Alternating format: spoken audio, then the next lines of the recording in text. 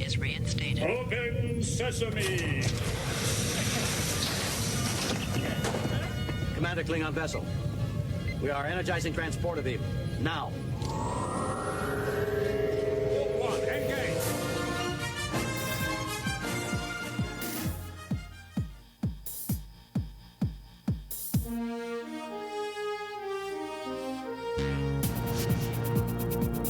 All right, hello, welcome everyone to Star Trek from the Holodeck. This is the Picard edition, and today, David and I are in the studio. We are here to discuss the penultimate episode of Picard's third and final season, titled Vox. A lot of things to sort through because a lot of things happen, things that possibly many of us didn't expect to happen. Some good, mostly good. Yes. A lot of reliance on nostalgia.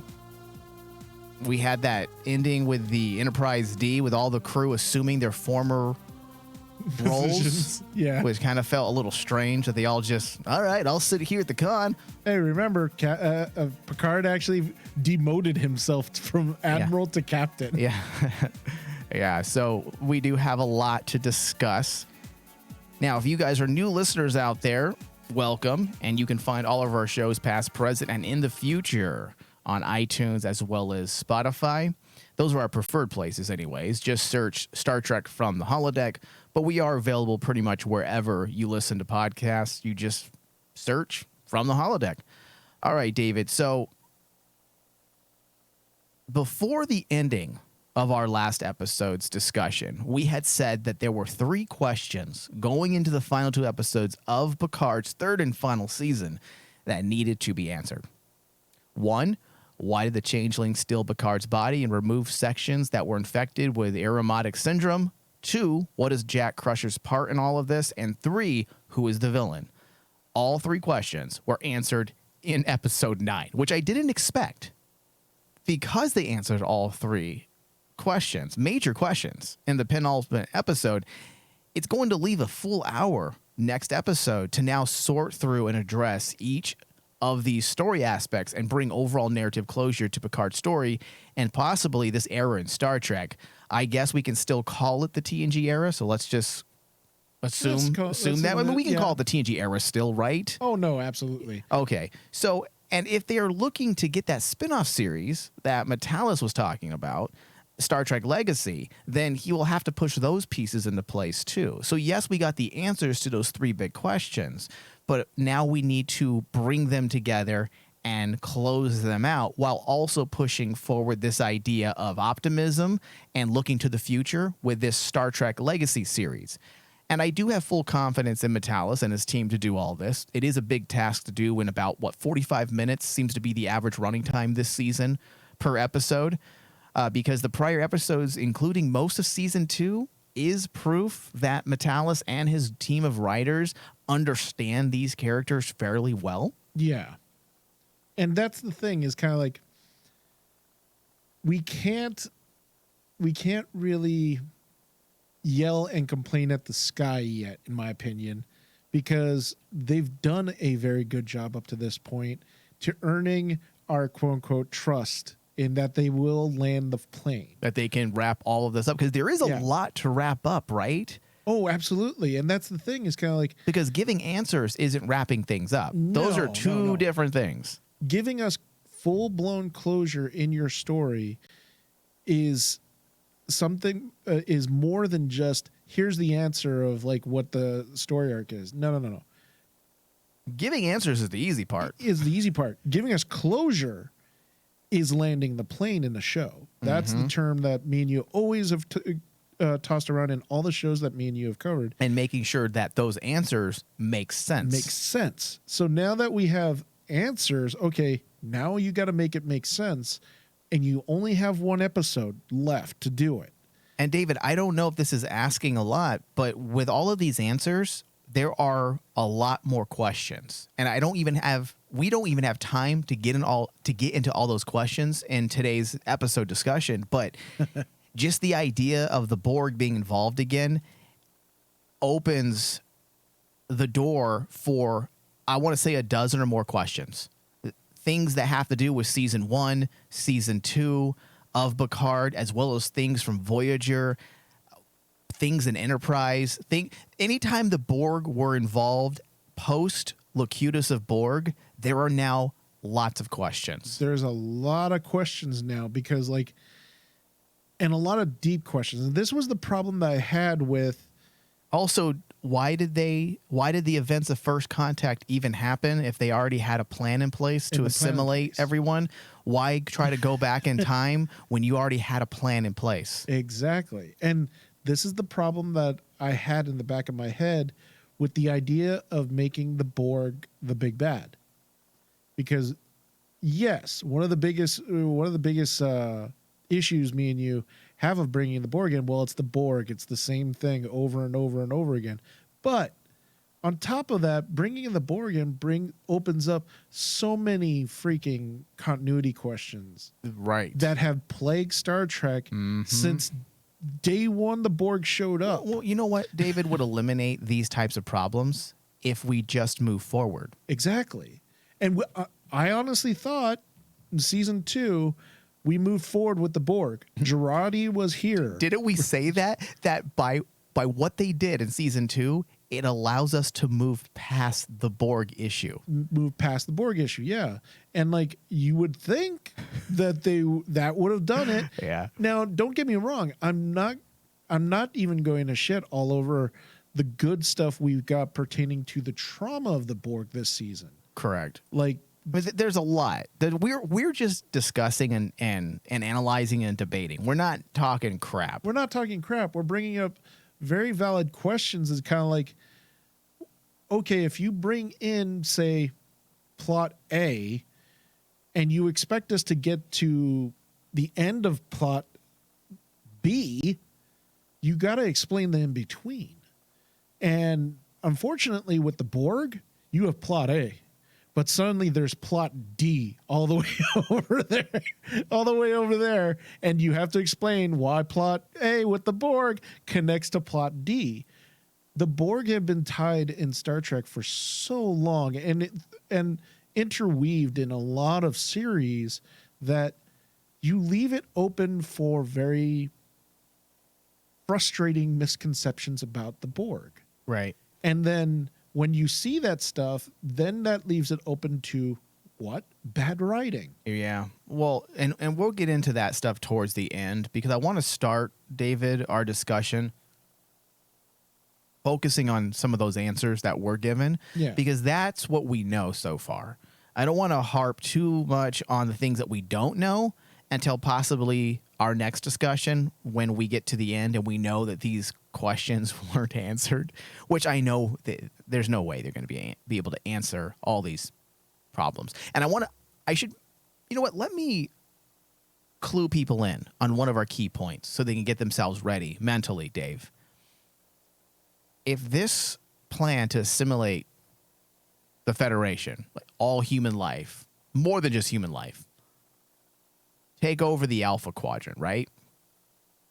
If this was their plan from day one, as they had said in this episode, over the course of 35 years, when they have liberated Borg, Janeway herself was assimilated, and she allowed herself to get assimilated, I believe in the episode Unimatrix Zero, in order to liberate Borg drones. Yes. So they were a part of the collective.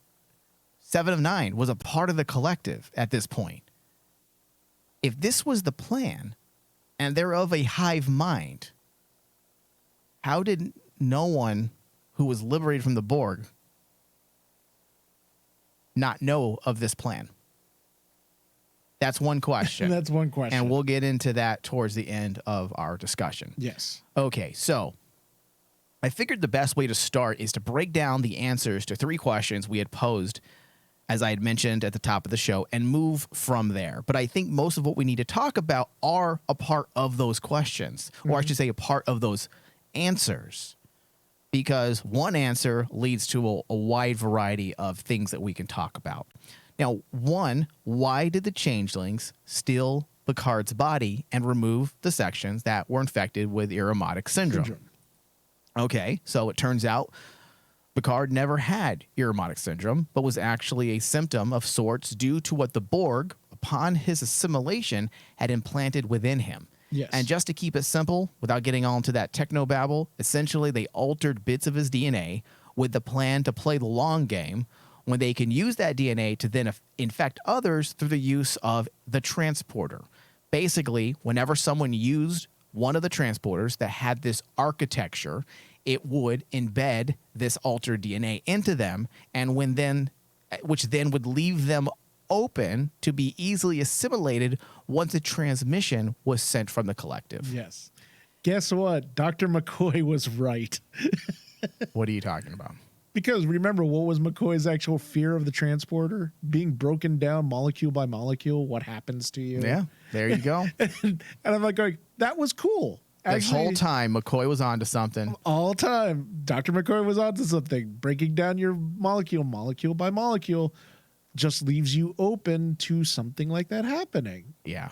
Now, David, all of this also answers question 2. What is Jack Crusher's part in all of this? Okay. Simply put, Jack is not human, but actually Borg because of the altered DNA passed down from Picard. Yes. And his powers to take control of people is because he acts as a transmitter.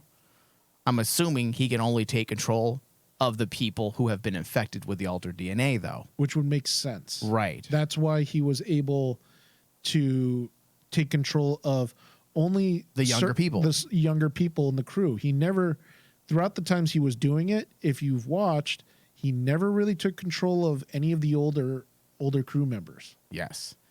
And now, by default, this very answer also answers question 3. Who is the villain? The Borg Queen has returned. Has returned. She just can't stay dead. Yeah, and honestly, I'm not sure how I feel about this. Metalis and his writers at the beginning of the season had said this would serve as not just a continuation for the Next Generation, but the TNG era as a whole, which includes Deep Space Nine. And it seems like he did follow through on that idea far more than just superficial aspects, like including the changelings. But it was stated that this plan to assimilate and conquer the Federation through Picard was the plan from the very beginning. So now, in effect, they have recontextualized even the Dominion War that we had seen in Deep Space Nine, because they stated in this episode the Borg and the Dominion have been working together from the start. From the start. So over the past 30-some years, this plan has been set in motion, even during the events of the Dominion War. And perhaps I'm assuming this was a failsafe, I believe, to make sure they can win, and maybe by that reasoning justifies the events of Star Trek First Contact. Yes. So, but this also presents other questions, Dave. Exactly. It seems strange that Girardi's Borg, especially with how advanced they are and evolved, never had any inkling of what's going on. Yeah. Or even like the one we mentioned it together off the air. What about the Borg that were around like with Hugh since season 1? Yeah, exactly. You mean to tell me they didn't know that this was going on? Now, these issues could also be answered in the next episode. Yeah. They could easily explain that even though it's a collective hive mind, we know that the Queen at times operates autonomously. Yeah. So perhaps this was a plan that was locked away from the rest of the collective so that they can protect the secret. And if that's the case, David, they're going to have to say that in the next episode. In fact, they have to say that. They have to. Otherwise, it undermines and makes you question everything we've seen of the Borg since pretty much everything of the Borg. 85, 90% of the Borg stuff all happened after Locutus's assimilation, or Picard's assimilation to Locutus. So that question or that aspect needs to be justified and answered in the next episode, because then it just unravels the logic of almost every single moment we've seen the Borg. And that's the thing, that in another writer's hands, I'd be very, very worried. Yeah. But like Metalis has done such a fantastic job with his writing team up to this point. I actually find myself really frustrated and worried, but also telling myself, wait till the end. Give me the ending. Right. Give me the ending, and then basically then I will judge Metalis and his writing staff and basically say, okay, they did a good job or they did a bad job. Right. I think that's what really it comes down to. It all comes down to how that last episode takes the answers they gave us and fleshes them out further. Because this episode in itself, I think, hurt the overall season for a lot of reasons that we're going to get into in a minute. Yeah. Now, the nostalgia and seeing the crew together in Enterprise D, it's hard for any fan of Star Trek not to get wrapped up in the emotion of a scene like that. That's what happened to me the first time I watched the episode. And I was like, oh my God, that was an amazing episode. We got to see the Enterprise D. And then I started percolating, okay, I got to break down this episode. And at first, I got swept away. I will give Metalis props. If he created this episode simply to get the member berries in me working, he succeeded. Congratulations. Well, David, just to give people a bit of a hint as to how light this episode actually was, an actual narrative. Exactly. We're done. We're technically done with our discussion for today. Yeah. We're 17 minutes in. There's nothing else to discuss. There's nothing really else to discuss. There really nothing happened except those questions that were given to us in 20 minutes. So that's why I'm getting a little nervous. I do have faith in Metalis. I do. I'm going to keep the faith. But I am a little nervous because this episode felt like a long, drawn-out way to get to Enterprise D. And even as a season as a whole, if you start looking at all the strategies, David, it seems like most of the episode or most of the season was less about the myth arc and getting us from A to B to C so that we can get answers, a proper narrative, and more about how we can get the TNG crew back together on Enterprise D. I'll be, and I'm not going to dig into too much and over dissect it, but the listeners at home, they can easily, if they want to, they can start thinking to themselves, looking at all the steps that got us here. And you can also justify and look at this from the opposite perspective, David. You can say, well, that's how you should write. If you want to do something, then you better provide the steps. Provide the steps. And I absolutely agree with that. And that's why I can't shit on it, because everything that needed to be there to get to this point was there. It was a justified conclusion. But I want the story to be more than just purposes of nostalgia, and I want it to really do something for the world of Star Trek.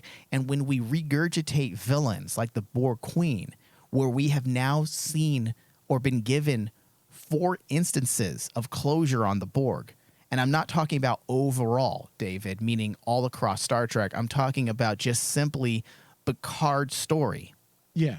We were given closure in First Contact with the Borg. We were given closure in season 1 with the Borg of Picard. The way Shaban was able to, that was one of the better things Shaban did. I had problems with Shaban's execution. It wasn't the story I had a problem with. The story was fine for the most part. I felt like he didn't understand certain characters in Star Trek, specifically 7 of 9. But the narrative itself was a bit messy. The story was fine, but the way it was executed, that's what I didn't like. But he was able to bring the Borg aspect to a bit of a satisfying end, because we know that the Borg are trapped on the other side in, I believe, the Delta Quadrant, correct? Yeah. In the Delta Quadrant by the Voyager. They're trapped over in the, the Delta Quadrant because of the events of Voyager. Janeway had blown up the transwarp conduits, and there was no way for them to get to the other side, effectively handicapping them and not making them a vital threat. So with the closure they gave us through Hugh and the back and forth on, I believe they called the Borg cube in the first season the artifact. Is that what the Romulans Yes. called it? The artifact. The artifact. You have this whole idea of saving and liberating drones, and almost setting up this allegory that they were the refugees, Yes. and that we need to look at them not as former enemies, but as refugees, people who need our assistance. Who need our help. And it actually was an interesting aspect of the first season, because when Hugh and Picard had that discussion, you can see that Picard realized that he viewed even Borg survivors through a prejudiced lens. And when Hugh offered him that other perspective, you can see that Picard realized he was seeing things incorrectly and unfair. And by that very fact, it brought the idea of his hatred to an end. And by default, then brought closure to this Borg traumatic event that Picard had Exactly. experienced. Then by bringing Seven of Nine, she also had closure with the Borg based on season 1. So then we're like, okay, the threat's done. It's been brought to an end, narratively speaking, and also when it comes to our character development. Then in season 2, they bring it back, but it was okay because of what they were doing with it. It was from a different alternate universe in the past. I get it. It works, but we used the Borg again.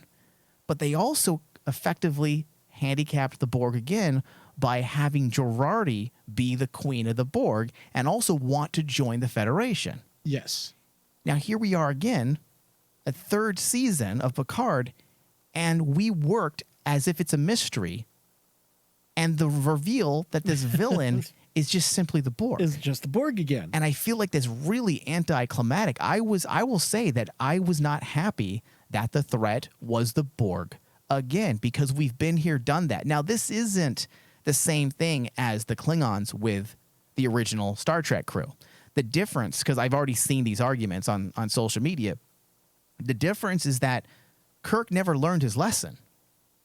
His prejudice built and built and built until it hit a peak in undiscovered country. Yes. And with the death of the Chancellor and the near assassination of the Federation president, he realized his mistakes. Yes. That was the closure that ended that whole thing with Kirk versus the Klingons. With Picard and the Borg, we've had this repeatedly now. Exactly. And that's the problem. That is the problem with the handling of the Borg, because there's no real true closure that we've ever gotten with the Borg. We get these hints of closure, but then, the next writer comes in and says, well, we're going to reopen up the wound again and say, we're going to delve into this about the relationship of the Borg. And the whole thing, and especially since the stuff, when I look back at season 3, the stuff that dealt with the trauma of the Borg, Shaw's story of Wolf 359. It is awesome, yeah. The treatment and the relationship and growth and finality between Shaw and Seven of Nine, because Seven is a Borg. That was good. Yeah. And it dealt with the Borg. But again, we're getting that thing time and time again. And it's like, all right, we get it. This is what happens in a typical Borg story. Can you do something different? Yeah. But David, no, go ahead. I'm sorry. Oh, no, it's okay. But can you do something different? Can you do something unique?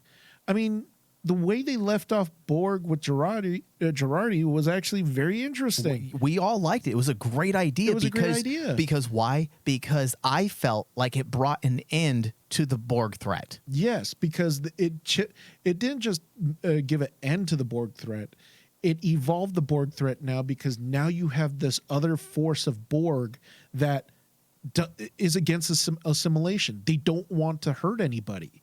They actually want to work with everybody. Instead of actually assimilating them forcibly, they want to actually, They want to wine and dine you before they take you over. before they stick their probes in you. Well, they want consent before want they consent. inject you. But I remember when that happened, people were like, oh, this is amazing. You could do a Borg civil war, which would be really cool. And that could be the biggest event to like a milestone event in Star Trek to build a series around, where it's like in Deep Space Nine you had the Dominion War, in the original series you had the Klingon War, in TNG you had the Romulan the Maquis and everything else going on with that.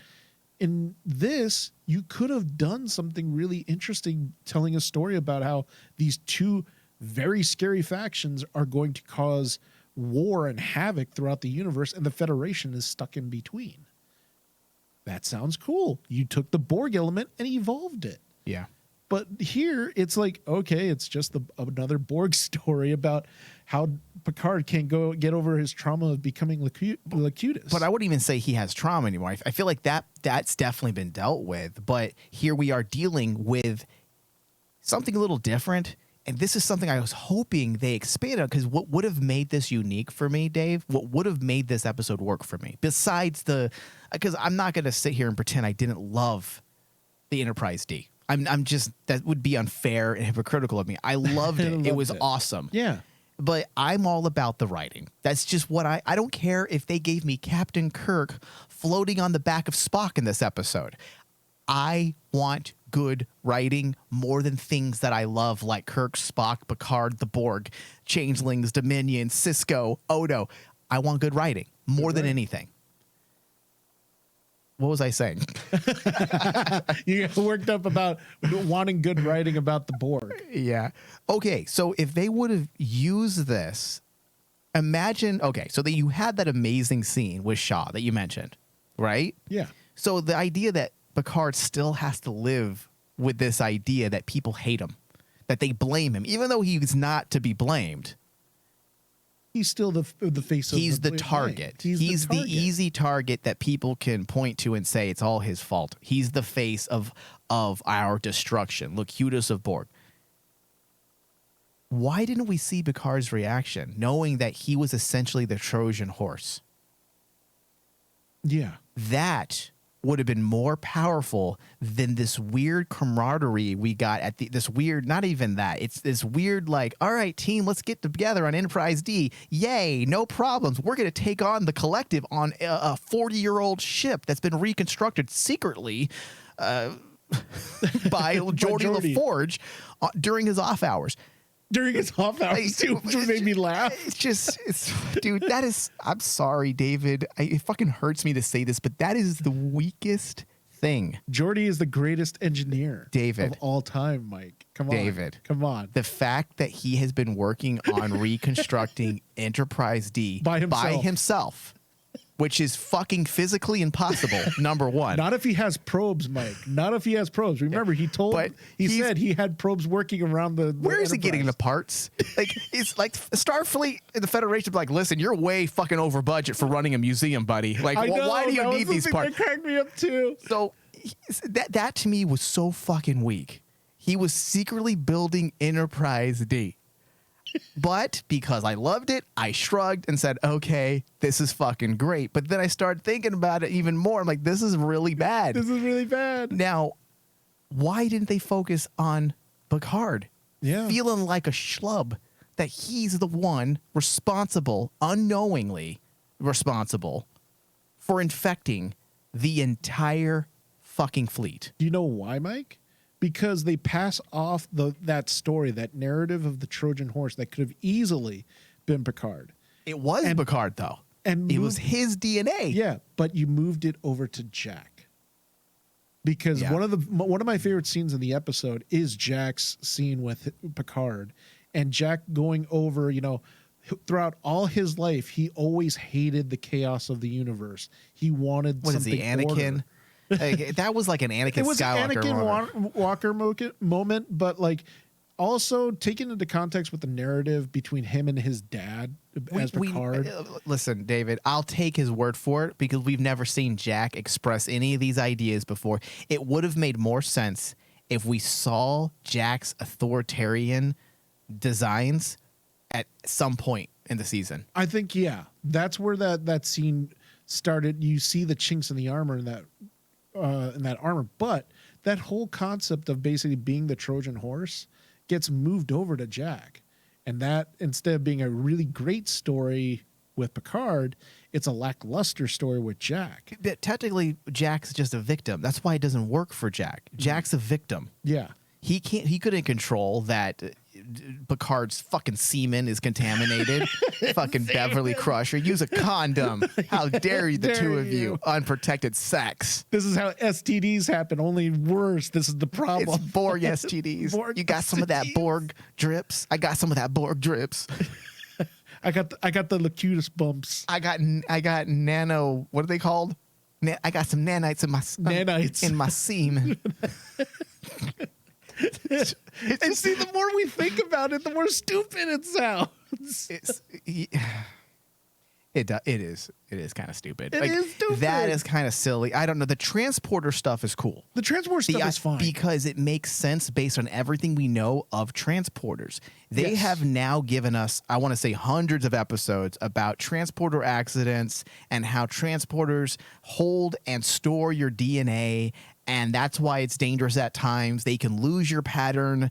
So the idea of putting, in fact, the way they scan for contaminants when they go on away missions, the Yeah. transporters are designed to remove To filter. the contaminants out of the dematerialized body, and then they rematerializes without those contaminants. Yes. So all of that makes sense. The idea of the DNA thing, I think, is the coolest aspect. I don't have a problem with that. That's actually really cool. The Jack thing and him getting the DNA and getting a Borg STD just sounds terrible. Now, also, let's go back to our Star Trek teachings. This is why I say there's a lot of work to do in the next episode. Yes. So Borg has been we have now an organic Borg, essentially, right? Something Pretty that was much. born. But if you remember, the very first time I believe the Borg were introduced, they had babies. Yeah. They had babies. So if they tie it into that, like maybe that was stage one of their experimentation on giving birth to human-like babies that can then be used to assimilate, I would appreciate that. To me, it would fix some of these weird ideas that feel like they pulled them out of their ass at the last minute. Oh yeah, that's why, because one of the old images of mine from TNG that has seared into my brain is the famous scene in the Borg episode when they go onto the cube and they open a drawer and they see a baby like with all these probes sticking out of it. Is the most disturbing image of all time. Yes, it is. And like Very unsettling. if they were to harp back on that in the next episode, cool. All right. You get kudo points. You fixed a couple of the scenarios. But that was the problem with this episode, living on exposition, because all they're doing is telling us all these things happening, not showing us.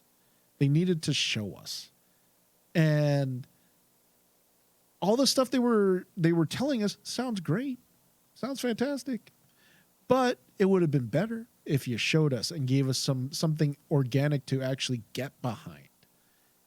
And I Yeah. agree with you. Is like next episode, I'm looking for, instead of getting closure, I'm looking for more answers now. That's a big order. Yeah, I think you're right. And that's kind of how we started our discussion, right? Yeah. Today, it was like the answers were given, but now it's about answering and answering the questions that now are You just presented opened. with the answers of the other questions. There are now tons of other questions. I mean, as since you've took us there, let's go right back to it. This is number one. Janeway destroyed the trans warp conduits. So this will have to be something that they have to answer in the finale. answer. How do they open up a trans warp conduit? In fact, I believe Metellus himself actually tweeted out about a month ago answering someone's question about the Borg. The viewer had tweeted Metellus and said, "Where are Girardi's Borg during this season?" And he said that they're off doing Borg things. and he said, and the other Borg from this time period are trapped where Janeway left them. So obviously he knows.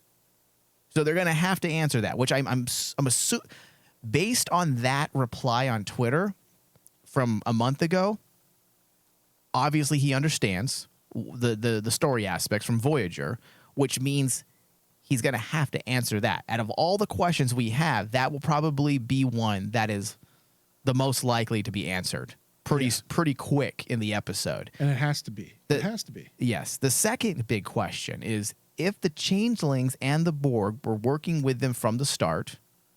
Now, besides what I had, the question that I floated earlier in the show about all the other Borg that have been saved.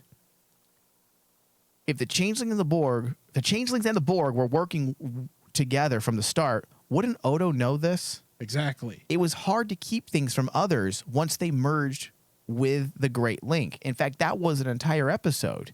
The moment Odo merged with the Great Link, he didn't know exactly what was happening. He would be but open he to that. knew that they were hiding something deceitful Yes. from him. And then upon staying within the Great Lake, he eventually, I believe, got the answers. Now, we also can say, well, those were different changelings, right? The evolved changelings are an offshoot. And they did touch on that. So they could just let that go by, but you would think that if they were... Think about this, though. Odo may not know of the events happening now. But if this was a plan from 30-plus years ago, because the Borg and the Dominion had been working together from the start, then once Odo merged with the Great Link, he would know of this plan. He would know about Picard and his DNA being altered. Yes. That's a big question. That's a big question. You mean to tell me that basically other people that basically should know about this in the past did not address it? Yeah. Like Odo's not going to tell Worf because remember, Worf alluded that Odo's been kind of like feeding him information about the Great Link this whole freaking time. But let's say Odo has been with the Great Link for so long that he kind of is evolved and doesn't really care about things, because we know that actually happens. We saw, I want to say, in between season, I want to say 6 and 7 of Deep Space Nine, Kira and Odo quit talking because Kira was really mad that Odo drank the Kool-Aid, and it was because he started merging with the other shapeshifters. And when he did that, he almost lost sight of what was important. Yes. And he lost touch with who he was as an individual because he loved being within the link so much that he didn't care about anything else. It was almost like an addiction. It was an addiction. So you can say that over the course of 30 years, maybe that happened to Odo.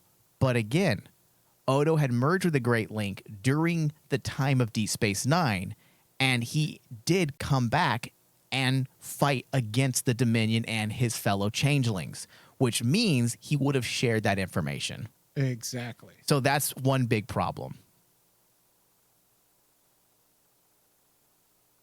Okay, so final thoughts here, because we're already done. And I want, isn't it? Yeah. So overall, the episode as a Trek fan was cool.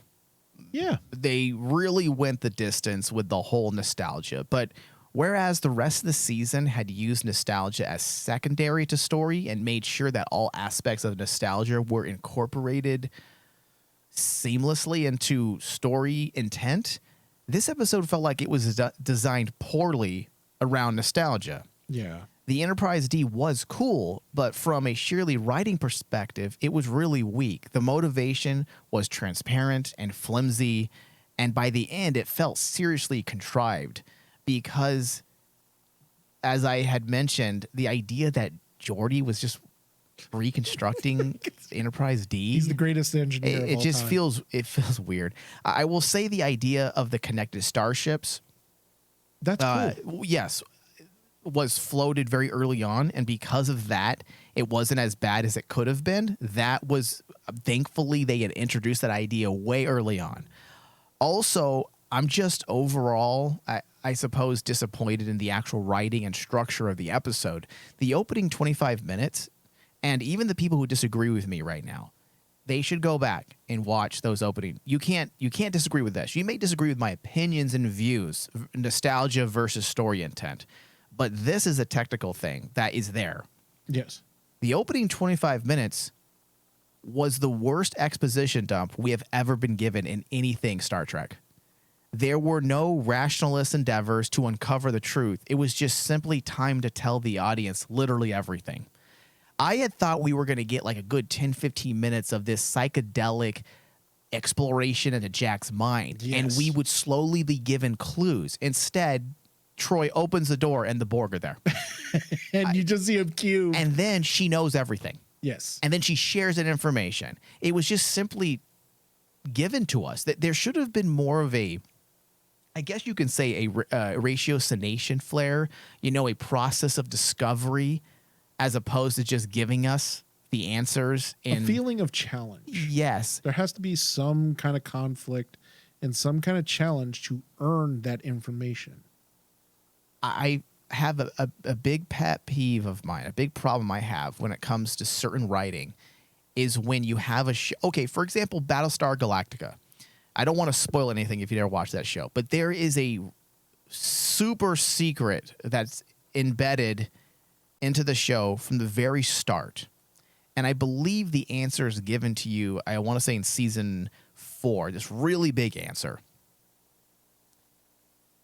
They didn't just say, all right, it's time to tell you. These are the 5, what was it, the 5 Cylons? The 5 Cylons. The remaining 5. Who were the 5? Yes, okay, that was the big mystery. It wasn't like, all right, it's time to tell you, so here, this is who they are. Surprise. They made you work for it through the entire fucking episode. Yes. They gave you clues. They designed sound. They literally gave you sound design, musical cues. Everything was there so that when all of a sudden you were not told, they literally showed you. And you're like, oh my God, my mind is fucking blown. I do not believe that we got to this point and you never even said a word. You just fucking designed your entire episode to take everything from the previous seasons and make it work to give us this reveal. Yeah. That's what I like. And that's how you should do reveals. It isn't a reveal when you just tell us the answer. Exactly. It was just simply, in my mind, the writers are like, all right, we're going to hold the secret until episode 9, and then we're just going to tell them. Precisely. Because and that's not good writing. That's not a twist. That's not a reveal. That's just exposition. Yes. And that's the difference between knowing how to properly do a reveal and doing an exposition dump. A lot of people think using an exposition should be the way to do your type of writing. I have to explain this. Here's an exposition. Okay. It is basically one of the biggest things in writing that everyone's taught in writing school. Show us, don't tell us. Mm-hmm. Show us. If I can piece together, if you can let the audience piece together the pieces by themselves, that is good writing. And I'll be honest, season 3, you've had good writing. You've had good, hey, audience, follow us along here, follow us along. And this is the worst episode of the season. This is the worst episode of the season, which is sad writing. Because it shouldn't be. Because of Enterprise D, because of the fight, the actual reunion on that bridge, it shouldn't be the worst episode of the season. It should be the best episode of the season, and that's why I'm so fucking frustrated. Because as a Star Trek fan, I want to love it, but from a critical standpoint, I can't love it because it was really poor. Now, just backtracking just a bit, Dave, I'm still on my final thoughts here. I'm going to tack on to this reveal aspect and not working towards anything. Mm-hmm. But there's even a worse aspect to this. The answers that were just given to us were given to us by characters in the show who 5 seconds before had no idea what was happening. And I'm not joking when I say 5 seconds before. I'm not even exaggerating. 5 seconds before, Picard is doubting any of this. 5 seconds later, he's suddenly in the next scene spelling out in detail everything about the implant. What did he say? Something about a seed. Yeah, it was put in him. It was put in him by the Borg. But 5 seconds prior, he was doubting it. I had Irumodic syndrome. But now he has every answer, and not just an assumption. It's detailed information. Mm-hmm. There was a moment when Picard didn't know anything. And then he knows all the details. It was poorly plotted. Next big problem was the use of the Borg again, as I had said. So I don't want to tread on this, Yeah. but for the purposes of final thoughts, I'm just gonna do it. This is now the third or fourth time the Borg were used to bring what appeared to be closure to Picard's story. First contact, then Shaban brought a certain resolve to Borg with the cube that the Romulans had, and where Hugh had, as I said, this conversation with Picard. Seven was also used to strengthen that closure. Yes. Then with Girardi's Borg, it seemed like their evolution would undermine any potential threat from the contemporary Borg, but with the Borg wanting to join the Federation, it seemed clear it was time to move on. And overall, David, this is the problem with modern entertainment.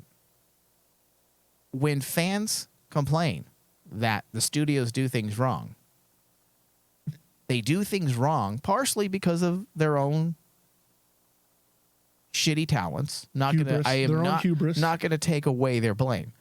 But I also blame the fans because they refuse to accept new things. And because of that, we continue to get things that reboot, remake, recontextualize, and we never truly move on. And that's why Star Trek in another 10 years is going to be dead. Yeah. Because there's only so many times you can keep using Picard and Captain Kirk and Spock. And that's all we ever, it seems, when I say we, I'm speaking for all Star Trek fans. It seems like for the most part, that's all we want. We shit on Discovery when Discovery was them trying to do something new. So much so that it gets canceled. And I'm not going to take away some of the blame that also goes to the Star Trek Discovery writers. They made a lot of mistakes early on that set a very bad tone. But, David, this is the problem with postmodern entertainment. Postmodern entertainment is just regurgitation. And the reason why is because that's all fans want. They want the same thing over and over. And this is the answer to that. You guys want the same thing over and over. We tried to do something in season 1, and this is where it gets complicated because they did try to do something different in season 1. The problem is they didn't have a good writing team in season 1. The execution was bad. So they're like, people, shat all over season 1. Well, let's do something different in season 2. Oh, shit. People shat all over season 2, which was written 1,000 times better. All right. Well, we didn't do well. So let's just redo and give them exactly what they've been wanting. Let's just do TNG again. And the Borg. And the Borg. So even though I've enjoyed this season, it just hurts my soul that we can never fucking move forward. Bring the TNG crew back together. Fine, do it. But why couldn't we at least be given a new villain? Or a villain that none of us really expected? Yes. It's just disappointing. David, on that note, I'm going to give this episode an 83% on the RMD score. I'm with you there. I gave the episode probably the lowest score of the season for me. This just because of how I hate exposition dumps. And I can verify with you that basically 25 minutes and 30 minutes of the show I actually Was it 30 minutes? Was nothing but exposition. And just like you said, characters just basically miraculously coming to this realization of certain answers without us seeing it. Now, they all became experts at the end. Well, even Worf piped in. Yeah. And here was the thing.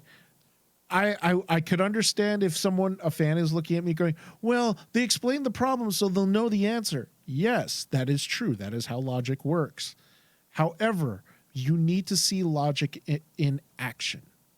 The problem, the scene that Mike explained to our audience right now, Picard was in doubt 5 minutes ago. 5 minutes later, he's telling Jack that, this is all Locutus's fault because he put this seed in me.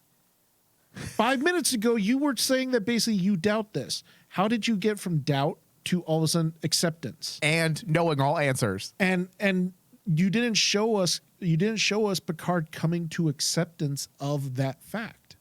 But that's David, do you see that's the problem when you do exposition dumps? When you that is why I hate exposition. Because if they had made us work towards these answers, then we would have learned everything at the same time as the crew. so that when they do share this information with other people, we would say, yeah, they know because we followed them through this investigation. Yeah, it's counter parallel to the prior episode we had where the crew comes together, and basically in the very end they have their moment of getting together and basically saying, you know, this is what's been going on, and then it leaves on the cliffhanger. We move on to the next chapter, which is Troy needing to actually dig deeper to find the big bad through Jack. Okay. But you know, the beautiful thing about that episode was like we followed along with them and we didn't jump to assumptions. There was always an explanation of what's happening, and we're seeing it in action.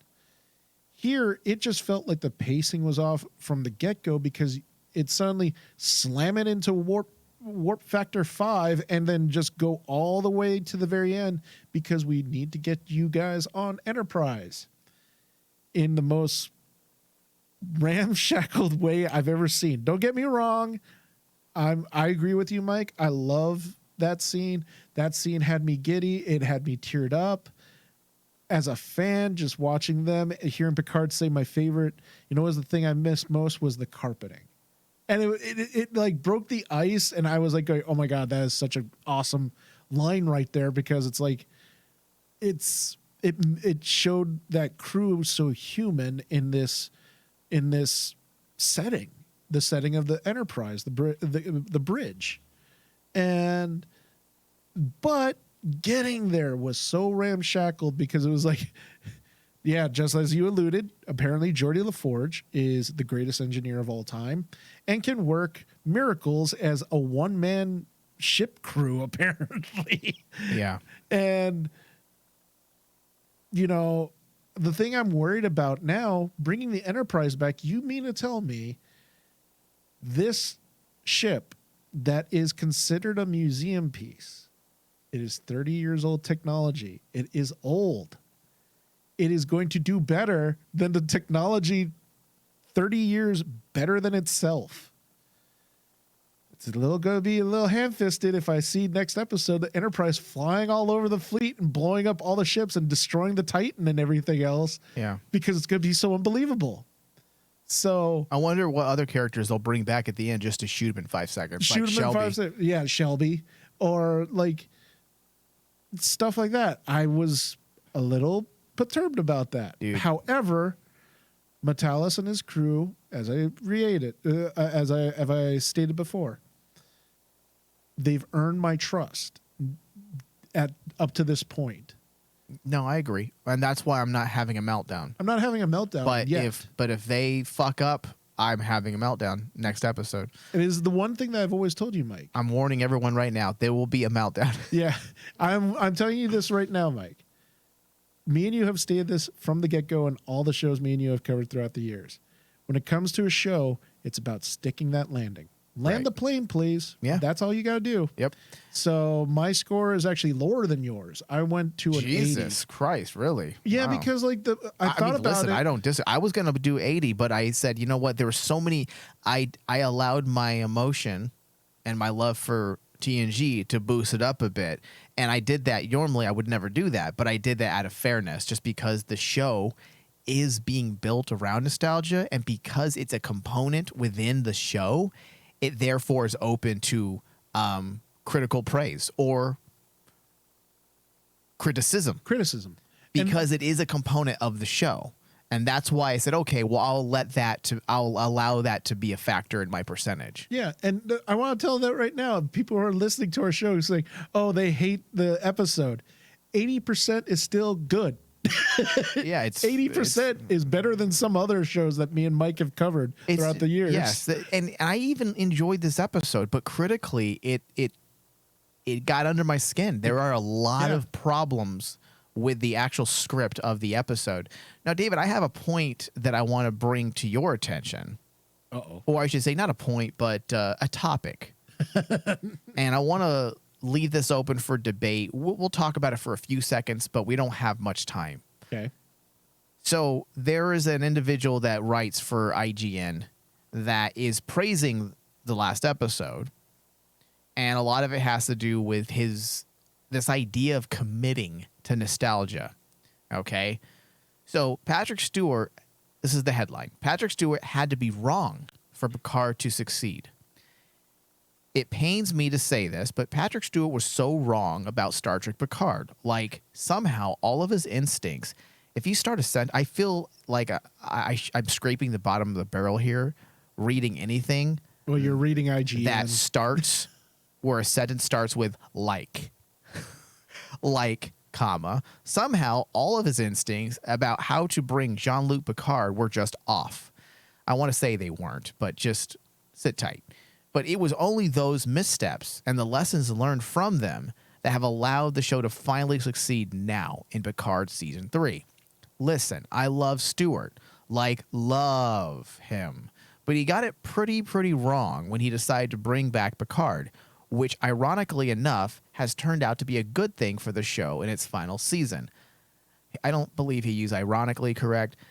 It all boils down to one thing. If you're going to do the nostalgia play, you got to commit. And Patrick Stewart did not commit, at least not for the first 2 seasons. After saying goodbye to the character in Star Trek Nemesis in 2002, the actor would spend the next 15 years having to answer questions about whether or not Picard would be back one day. Cut to late 2017, early 2018, Star Trek Discovery had relaunched the franchise on the small screen, and executive producer and new Star Trek overlord Alex Kurtzman was trying to convince Stewart to come back as Jean-Luc for a new show. Of course, the actor would eventually agree to return, but only under certain conditions. And I believe we had talked about these conditions on our first season discussion. Yeah. And it was those conditions that would lead to big problems for the show. This is where I disagree. 2 of Stewart's original demands may not seem like much at first glance, but they would have a snowball effect on the trajectory of what would become Star Trek Picard. Patrick Stewart on Graham Norton in 2020 said, "No uniform and no Enterprise. No uniform and no Starship Enterprise."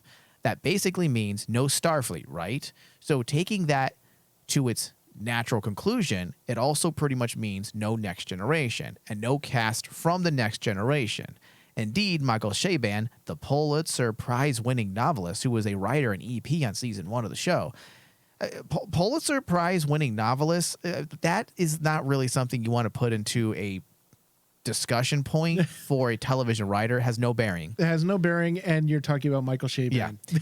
He said in 2020 that the plan was designing the series was that it was not ever going to be the Next Generation Part 2, which, sorry, Michael, but Picard Season 3 is now 100% the Next Generation Part 2.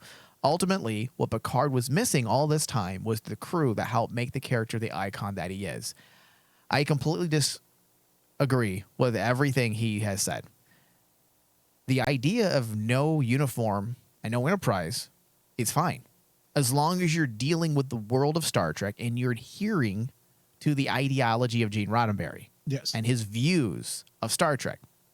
You don't need to have the Enterprise, and you definitely don't need the rest of the crew for a show called Star Trek Picard, when it was designed to be a show about a character 30 years later in his old age, in retirement, and what he has become.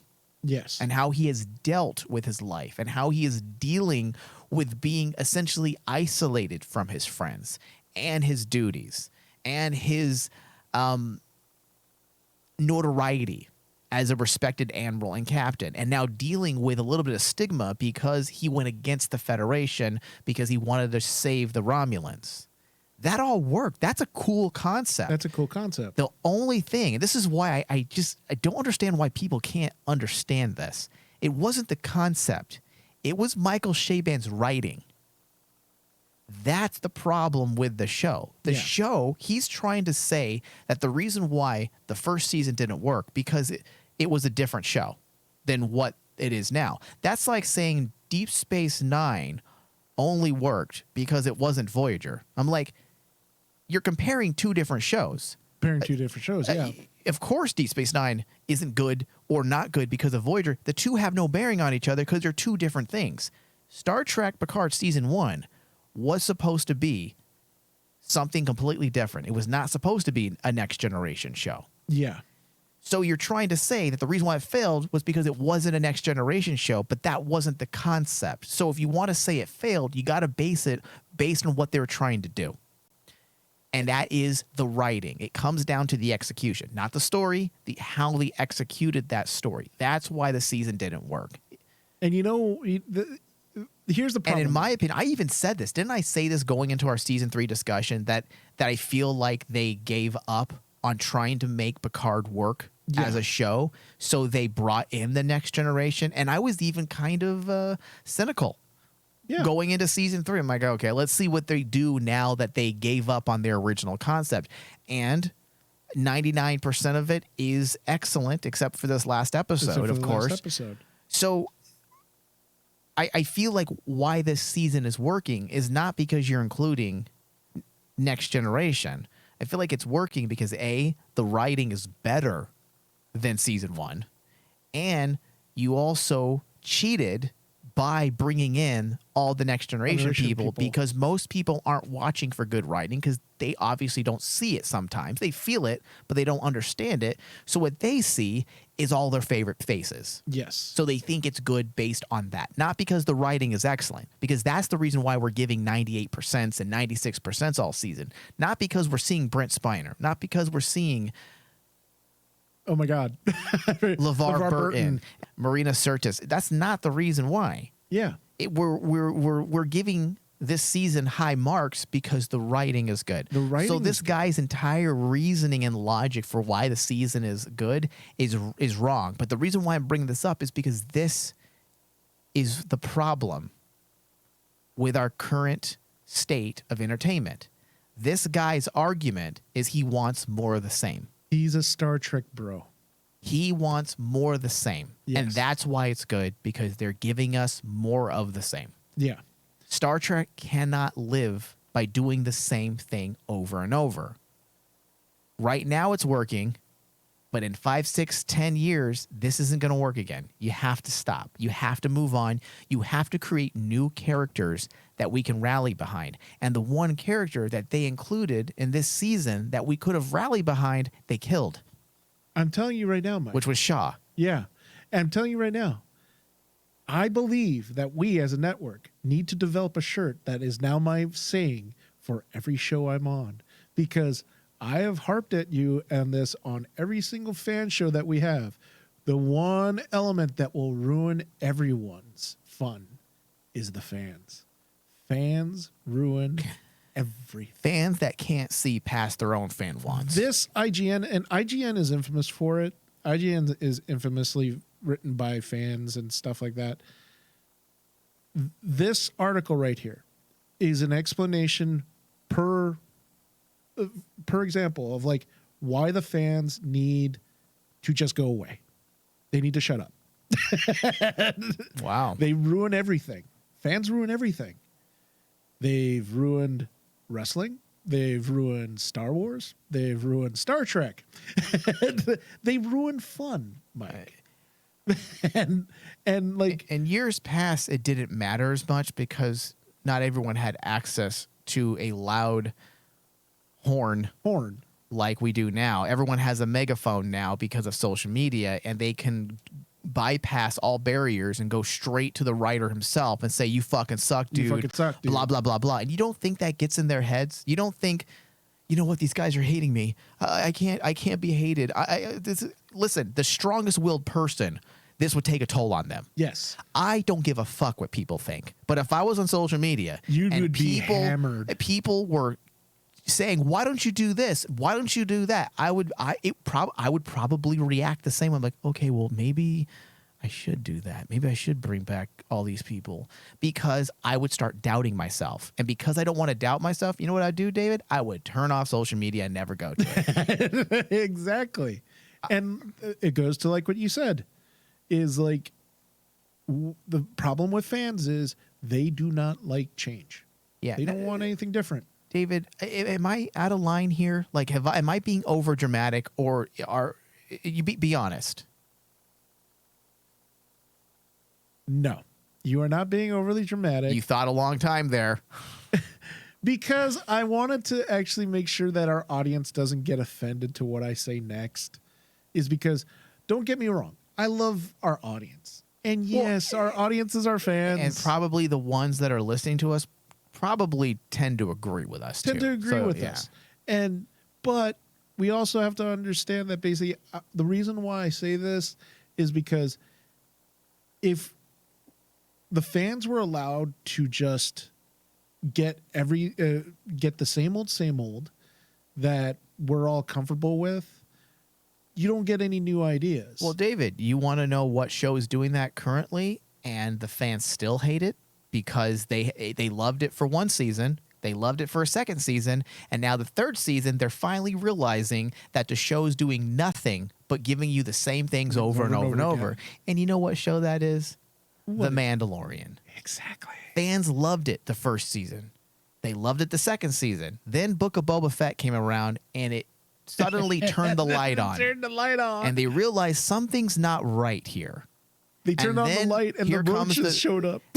And then comes third season of Mandalorian, and now it seems to be universally hated by a lot of people. Now there's still the devoted people, but a lot of people now have turned off the streaming, the TV, because they're like, this show is just like two nerdy Star Wars fans taking action figures and bashing them together. Yes. And you know what? Who's to blame for that?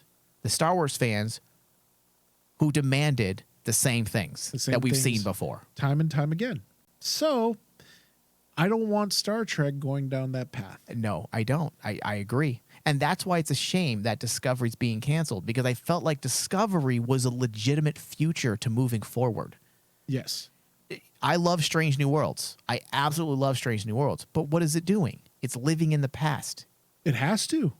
It can't. It has to live in the past, though. That's the problem with Strange New Worlds. I understand that because you're dealing with Pike, you're dealing with Spock. This is all pre-Captain Kirk. You have to deal with the past. You have to deal with it. But it. the concept itself is based on giving fans what they wanted because they don't like anything new. Yeah. And so now, and listen, this isn't. I'm not attacking the fans. I understand. I actually do. But this is the constant inner battle I have every day between fan and logic. I'm like, I love Captain Picard and Brent Spiner and LeVar Burton, Michael Dorn. I love Enterprise D. I love Enterprise D. But Jesus Christ, come on, that's a little weak. I'm a fan too. I would be hypocritical to sit here and say that I don't have these desires as well. But I also want Star Trek to survive. Yeah. And I also realized that we had 7 seasons of TNG and 4 movies. And plus, this is what makes this show, Mike, is what separates fans from honest critics. That's the thing. If you are listening to this and you're saying, man, these guys are hard on Star Trek, no, we're looking at this seriously and basically telling you guys, because not a lot of people out there understand why is this bothering you, because not a lot of people understand about, hey, story patterns, pacing, exposition, how to execute something. They just immediately say it's bad. You know what are the 2 boldest iterations of Trek over the last 30-some years? And people are going to disagree. Deep Space Nine. Yeah. And Discovery. Discovery has a lot of problems. I'm not saying it's perfect. But at least they tried to do something different. The first season, they didn't learn their lesson.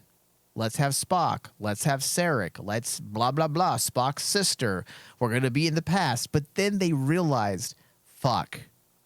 Fans don't like what we're doing anyways, so let's jump 1,000 years and try to do something fresh and unique. And since then, those 2 seasons, I'd say even season 2 was a lot better, but season 2 was a bridge to get to season 3 and season 4. If we didn't have the events of season 2, we wouldn't have season 3 and season 4 and where they are, chronologically speaking, in universe. Yeah.